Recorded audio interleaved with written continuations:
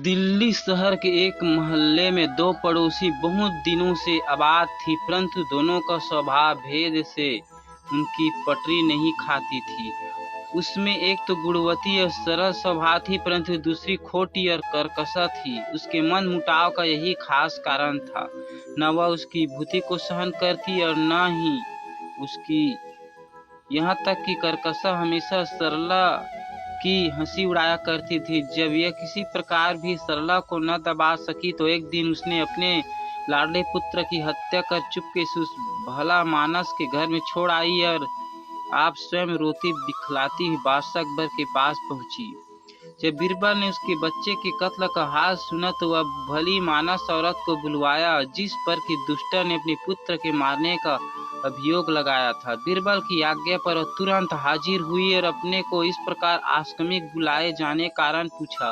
बीरबल ने उत्तर दिया, क्या तूने इस औरत के बालक की हत्या की है, जैसा कि यह तेरे ऊपर अभिशाप लगा रही है?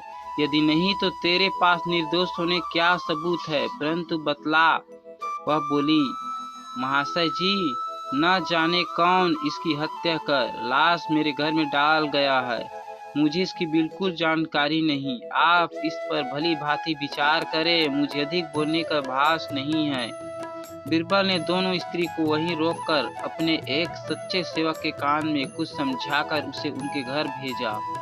वह उन स्त्रियों के चाल चलन की जांच कराना चाहता था। नौकर आज्ञा पाते ही उस महल में गया जहां ये रहती थी। उसने उसके आस पड़ोस के तमाम लोगों से उसके चाल चलन के संबंध में पूछताछ की। उसकी जबानी मालूम हुआ कि जिस स्त्री पर अभिशाप लगाया गया है वह निहायत भली मानस है और अभिशाप लगाने वाली स्त्री निहायत दुष्टा फरेबीन है।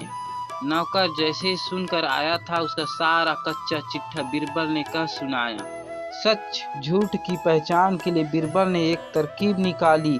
उसने पहली भली मानस स्त्री को बुलाकर पूछा, यदि तूने सचमुच इस बालक का वध नहीं किया है तो अपने सारे वस्त्र उतार कर एक तरफ अलग खड़ी हो जा। वह बोली, मंत्रीवर, मैं चाहे कल की जगह आज ही मर डाली जाऊं, परंतु मुझसे यह नहीं होगा। मैं मरने से उतना नहीं डरती जितना निर्लजता से।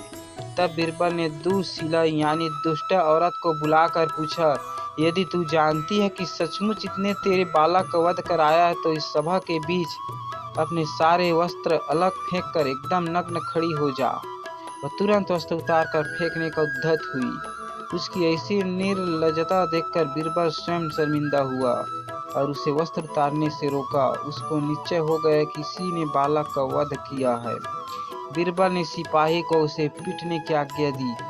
उसके दोनों हाथ पांव बांध दिए गए और सिपाही मारने को उद्यत हुई। अब तो दुष्टा स्त्री को होश ठिकाने आ गया। उसने तुरंत अपना कसूर स्वीकार कर लिया।